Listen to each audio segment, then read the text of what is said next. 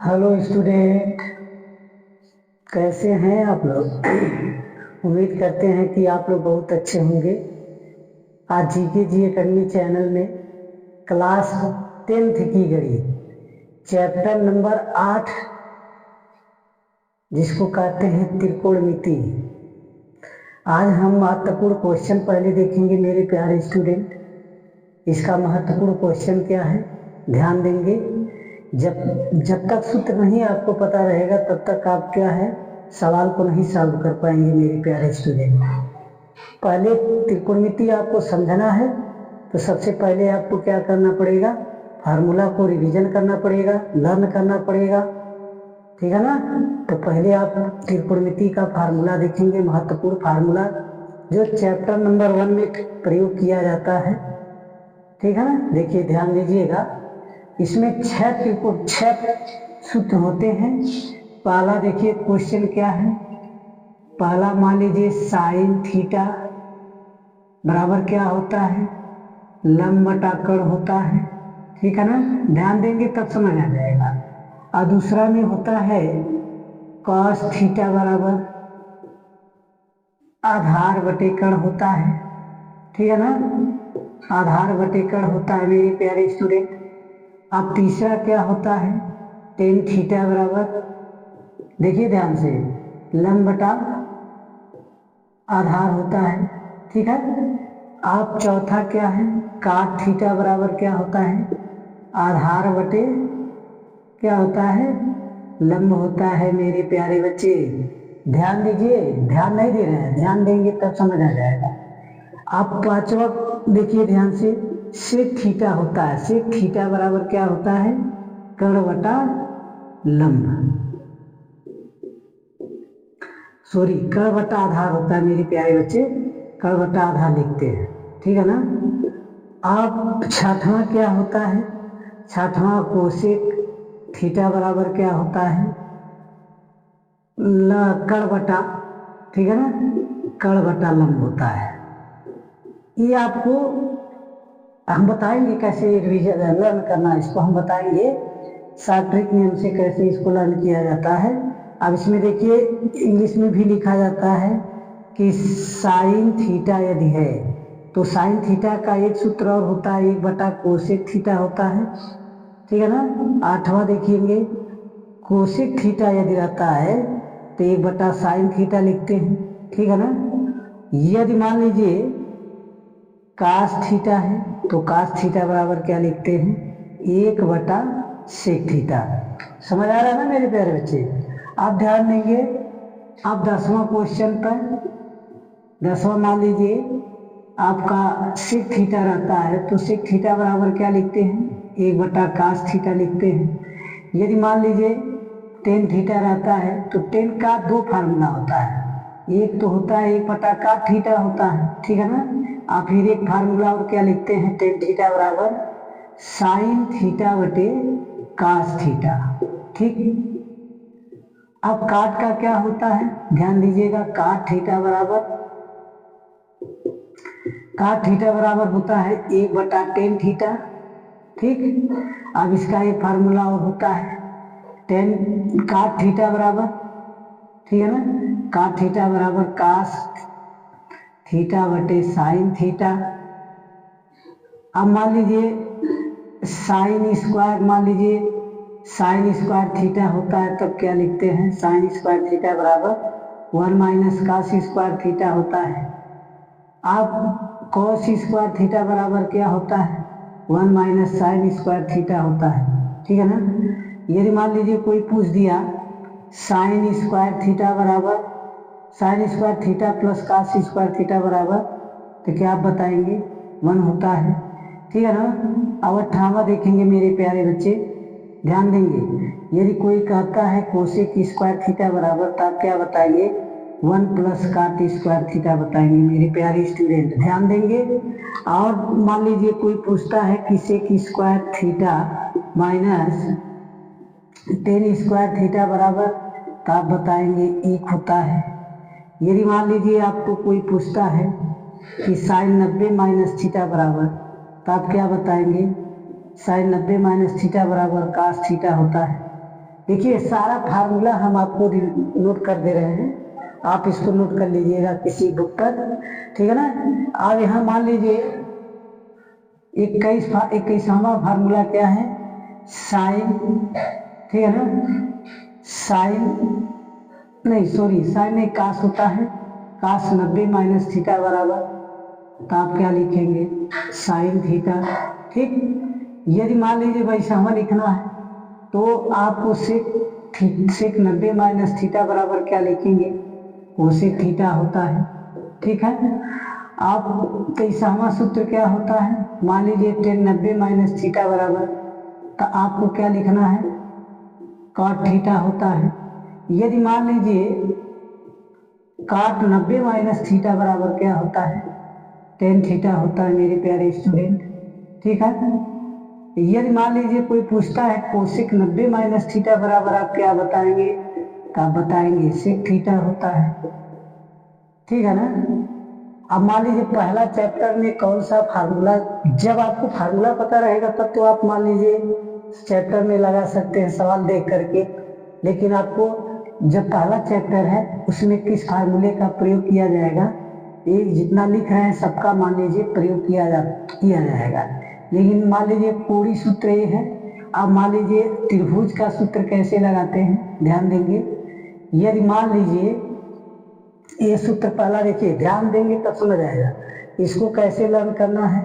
देखिए आपको लर्न करने के लिए सबसे पहले क्या होना चाहिए, ट्रिक, लाल LAL के, ठीक है ना, तानी यल का मतलब लंब, के का मतलब कर्ण, तो इसका क्या होगा साइन थीटा, यानी साइन थीटा बराबर यल बटे के, कास थीटा बराबर ए से आधार के से कर्ण, ठीक है ना। तो आप टेन थीटा का यल से लंब ए से आधार, समझ आया ना। अब इसी का उल्टा होता है, तो यहाँ क्या लिखेंगे के ए, ठीक है ना।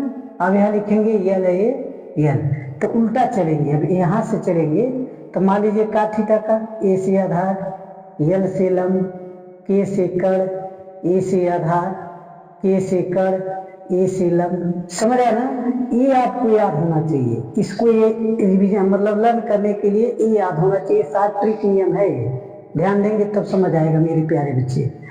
अब इसको मान लीजिए, अब मान लीजिए कोई त्रिभुज है, ऐसे त्रिभुज बना दिया गया। अब इस त्रिभुज में आप ABC लिख देंगे, ठीक है ना। ये 90 अंश का कोण है, समकोण माना जाता है। ये हमेशा आपका लंब होता है, ये हमेशा आपका आधार होता है, ये हमेशा आपका कर्ण होता है। ये धनात्मक होते हैं, ये दोनों क्या होते हैं, ऋणात्मक होते हैं। ये दोनों आपस में मिलेंगे लेकिन कर्ण कभी नहीं मिलता है, तो इसका भी फार्मूला होता है। मान लीजिए कोई पूछा कर्ण का वर्ग AC बराबर क्या होता है, आप बताएंगे AB का वर्ग, ठीक है ना। मान लीजिए AB नहीं लिखना है तो आपको क्या लिखेंगे, आधार का वर्ग, ऐसे ध्यान दीजिएगा, जिसे कहते हैं AB माइनस, ठीक। यदि कर्ण बराबर पूछता तो प्लस लिखेंगे, तब इसके क्या हो जाएगा, लंब का वर्ग, ध्यान दीजिए, जिसे कहते हैं BC। अब मान लीजिए कोई पूछ दिया आधार का वर्ग AB बराबर क्या मानेंगे, आप लिखेंगे कर्ण का वर्ग, कर्ण का वर्ग AC माइनस, ठीक है ना। आप क्या लिखेंगे, लंब का वर्ग, लंब का वर्ग जिसे BC मानते हैं। यदि मान लीजिए कोई लंब का पूछ लिया तब क्या मानेंगे, लंब का कोई पूछ लिया तो लंब को BC कहते हैं मेरे प्यारे बच्चे, ध्यान देंगे। आप BC बराबर क्या हो जाएगा, कर्ण का वर्ग, ठीक, कर्ण का AC कहते हैं, माइनस करके इसमें क्या लिखेंगे, आधार का वर्ग लिखेंगे, समझ आ रहा ना, इसे AB कहते हैं। अब बताइए इस सब फार्मूला यदि आपको नहीं पता रहेगा तो बताइए कैसे आप सवाल को हल कर पाएंगे। सारा चीजें आपको पता करना, ये रिवीजन करना है आपको। ये 7 ट्रिक नियम है, इस नियम से ये 1 से लेके 6 तक फार्मूला आपको लर्न हो जाएगा, ठीक है ना। आप देखिए साइन का कास, कास का उल्टा साइन, कास का उल्टा देखिए सेक, हुआ ना, सब उल्टा लिखा गया। सेक का कास होता है, टेन का काट, टेन में 2 फार्मूला लिखा गया है, काट में एक फार्मूला मतलब दो फार्मूला है, फिर ये भी फार्मूला आपको लर्न करना है। कोई सूत्र का फार्मूला है, ये त्रिभुज का मतलब पाइथागोरस प्रमेय से जब लगाएंगे तो इस सूत्र का प्रयोग करेंगे। ठीक है ना मेरे प्यारे बच्चे, समझ गए ना? इस सूत्र को जरूर आप अध्ययन करिए, तब आप त्रिकोणमिति का सवाल लगा पाएंगे। ठीक है ना? इसके बाद हम चैप्टर को बताएंगे 8.1 कैसे सवाल हल करना है मेरे प्यारे बच्चे इस सूत्र पर। ठीक है ना मेरे प्यारे बच्चे? आप देखिए चैप्टर अब पढ़ाने जा रहे हैं, ध्यान देंगे। दिया है प्रश्नावली नंबर 8.1। ठीक है ना? चैप्टर 8 है, अब यह प्रश्नावली 8.1 है। क्लास 10th की गणित है और त्रिकोणमिति का परिचय तो मैं दे दिया इसके पहले। ठीक है ना? अब इसके बाद मैं सवाल के बारे में बताने जा रहा हूँ मेरे प्यारे स्टूडेंट, ध्यान देंगे, समझ आ जाएगा मेरे प्यारे बच्चे। समझ आया? कोई दिक्कत नहीं है तो ध्यान दीजिए मेरे बोर्ड पर आप लोग। ये दिया है त्रिभुज ABC में जिसका कोण B समकोण है। तो सबसे पहले आप त्रिभुज ABC में जिसका कोण B समकोण है, पहले यहाँ तक आप हल करेंगे बनाएंगे। तो आपको क्या बनाना है, ध्यान दीजिए। पहले आप एक क्या बनाएंगे, त्रिभुज बनाएंगे। तो त्रिभुज में जो त्रिभुज आप बनाएंगे समकोण त्रिभुज होना चाहिए, चाहे इस कोण को इस तरफ से बनाइए चाहे इस तरफ से बनाइए मेरे प्यारे बच्चे, समझा ना? तो यहाँ कह रहा कि कोण जो है आपका B समकोण होना चाहिए, यानी ये जो कोण आपका है यहाँ आपका B होना चाहिए। ये B, A और C से मतलब नहीं, यानी चाहे यहाँ A लिखे चाहे यहाँ A लिखे, तो हमने यहाँ A लिख करके यहाँ C कर दिया। ये अभी आपको बताए हैं। इसके पहले जब मैं त्रिकोणमिति का परिचय दिया हूँ, इसके पहले मैं सूत्र में सब इसके बारे में मैं बताया हूँ कि हमेशा क्या होता है, लंब, ठीक है ना, ये क्या होता है कर्ण, ये क्या होता है आधार। ये चीज आपको पता होना चाहिए मेरे प्यारे स्टूडेंट। ये क्या होते हैं, ऋणात्मक होते हैं, ये क्या होते हैं, धनात्मक होते हैं। अब इसे हल कैसे करना है ध्यान दीजिएगा, ध्यान दीजिए तब समझ आएगा मेरे प्यारे स्टूडेंट। यहाँ ए बी का मान क्या दिया है, ए बी का मान आपका क्या दिया है मेरे प्यारे बच्चे, 24 दिया है, 24 सेंटीमीटर। बी सी का मान क्या दिया है, 7 सेंटीमीटर दिया ना। यानी ए सी का मान आपको निकालना है। इसे क्या करेंगे, पाइथागोरस प्रमेय से हल करेंगे। तो पाइथागोरस प्रमेय से जब हल करेंगे तो यहाँ पहले जब निकालेंगे कर्ण का मान, तो AC का वर्ग बराबर AB का वर्ग धन, जब कर्ण का मान निकालेंगे, कर्ण का सूत्र बताएं, तब यहाँ क्या होगा प्लस BC का वर्ग हो जाएगा। अब इसी पर मान को आपको रखना है। तो AC का मान तो दिया नहीं है, तो AC का वर्ग ऐसे उतार लीजिए। AB का वर्ग क्या दिया है, 24 दिया है, 24 का वर्ग प्लस BC का मान क्या दिया है, 7 का वर्ग। तो AC का वर्ग बराबर क्या लिखेंगे, माने 24 गुणे 24 करेंगे मेरे प्यारे स्टूडेंट, तो कितना होगा 576 होगा। गुणा करके एक बार देख लिया जाए। मान लीजिए गुणा आप लोग कर लीजिएगा, देखिए 4 चौका 16, 4 दूना 8, 9 हुआ, 4 दूना 8, 2 दूना 4, ठीक है ना। ये जोड़ेंगे, ये मतलब 17 हो जाएगा, ये 576 हुआ ना। तो यहाँ 24 का वर्ग आप क्या लिखेंगे, 576 प्लस 49। अब इसमें आपको प्लस करके 49 ऐड कर देंगे तो 5 हो जाएगा, ठीक है ना। अब ये 8 12 हो जाएगा, 625 हो जाएगा। तो यहाँ AC का मान कितना, AC का मान आपका 625 आ गया। 625 का वर्ग आपको सभी लोग को पता होगा कि 625 का वर्ग क्या होता है, 25 होता है। समझ आया ना। ये जब वर्ग हटाएंगे तो 625 का वर्ग बनेगा तो कितना होगा, 25 होगा। तानी कर का भी मान आपका निकल गया, AC का भी मान निकल गया, BC का मान दिया था और AB का भी मान दिया था मेरे प्यारे बच्चे। अब आप कहा था निम्नलिखित के मान ज्ञात कीजिए। ये जो मान दिया है इसका मान ज्ञात करना है। कैसे ज्ञात करेंगे, ध्यान देंगे मेरे प्यारे स्टूडेंट। देखिए ध्यान से देखेंगे समझ आ जाएगा। पहला क्वेश्चन, पहला क्या दिया है, साइन ए, कामा करके दिया है कहाँ से, ठीक है ना। तो साइन की हिंदी इसके पहले हम बताए हैं, इसके पहले जो फार्मूला का परिचय दिए हैं तो उसमें लिखवाए हैं कि साइन थीटा बराबर लंब बटे क्या होता है, कर्ण होता है, ठीक है ना। अब इसका भी मान हम लिखवाए थे कामा करके, आधार बटे क्या होता है मेरे प्यारे स्टूडेंट, कर्ण होता है, ठीक है ना। अब लंब का मान देखिए यहाँ कितना है, 7 है। कर्ण का मान कितना आया था, 25। फिर उसके बाद आधार का मान कितना आया था, 24। फिर कर्ण का मान कितना आया था, 25। यानी पहला सवाल आपका हल हो गया, ये आपका राइट आंसर है। और दूसरा में थोड़ा ध्यान देना है क्योंकि यहाँ ए के स्थान पर सी दिया है, ठीक है ना। जब ए और ए दोनों, जैसे मान लीजिए पहले में ए दिया है तो दूसरे में भी ए होगा, तो कोई लंब कोई आधार आपका चेंज नहीं होगा। यदि मान लीजिए यहाँ ए और ए दिया है, यहाँ सी दिया है, तो लंब और आधार आपस में क्या होंगे, मिल जाएंगे। यानी लंब नीचे आ जाएगा, आधार ऊपर चला जाएगा। तो मान लीजिए यहाँ क्या हो जाएगा, साइन सी कामा करके का सी दिया है, तो लंब का मान क्या होगा, लंब बटा आ कर लिखेंगे, यानी हिंदी आपका वही रहेगा, ठीक है ना। आधार बटे कर होगा। अब ध्यान दीजिए, अब लंब आपका क्या हो जाएगा, 25। अब पता है ना कि लंब और आधार आपस में अब क्या हो जाएंगे, मिल जाएंगे। क्यों मिल जाएंगे, क्योंकि यहाँ सी है, इसमें ये दिया था।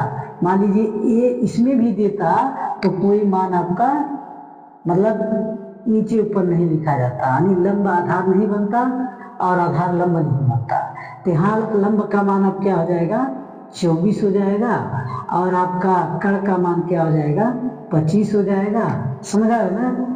अब उसके बाद कामा करके आधार का मान आपका 7 हो जाएगा, और कर्ण का मान आपका 25 हो जाएगा। मेरे प्यारे स्टूडेंट, ये आपका क्वेश्चन था, यही आपका सवाल मैं सॉल्व कर दिया हूँ। समझ आ गया कि नहीं, ये समझ आ गया तो मेरे वीडियो को कमेंट जरूर कीजिएगा। प्रश्न नंबर 2 देखेंगे मेरे प्यारे स्टूडेंट, ध्यान देंगे। दिया है आकृतिक में, ठीक है ना, 10p माइनस का टार का मान ज्ञात कीजिए। ये आपका आकृतिक बना के दिया है मेरे प्यारे स्टूडेंट पहले से, यानी P से Q की दूरी 12 सेंटीमीटर दिया है, अब P से लेके R की दूरी 13 सेंटीमीटर दिया है। Q से लेके R का दूरी ज्ञात करना है, ठीक है ना।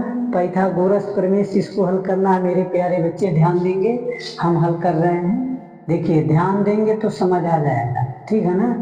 तो मान लीजिए हम यहाँ से हल कर रहे हैं, क्योंकि आकृतिक आपका बना के दिया है, तो हम किसको हल करेंगे, क्यू आर बराबर लिखेंगे। तो यहाँ क्यू आर बराबर क्या लिखेंगे, पहले लिखेंगे इसको, चाहे इसको किसी को लिखेंगे तो माइनस में का पहले क्या लिखेंगे, यहाँ लिखेंगे पी आर का वर्ग माइनस क्यू पी क्यू का वर्ग, पी क्यू का वर्ग, ठीक है ना। अब इसका मान नहीं दिया है तो इसको सेम ऐसे आप उतार लीजिए।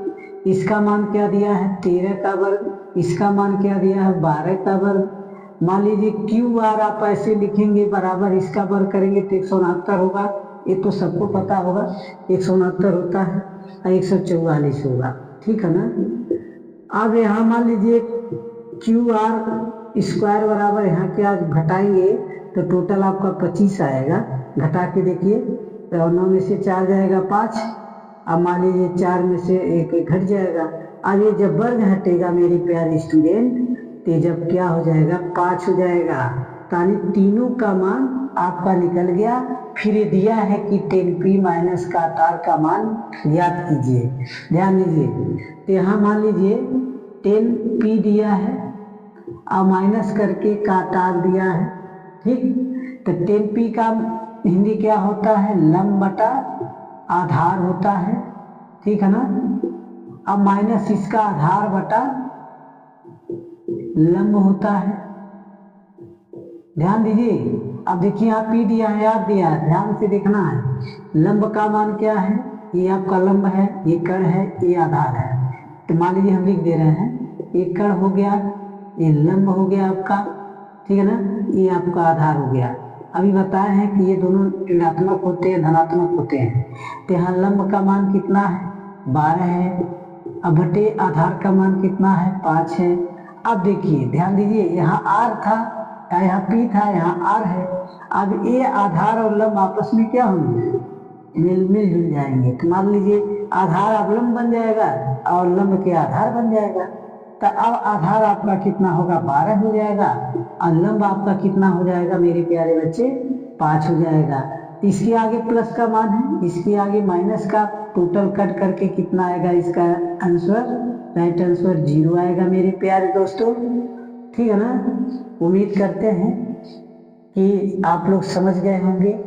यदि समझ गए तो मेरे वीडियो को लाइक, सब्सक्राइब, शेयर, कमेंट जरूर कीजिए मेरे प्यारे दोस्तों।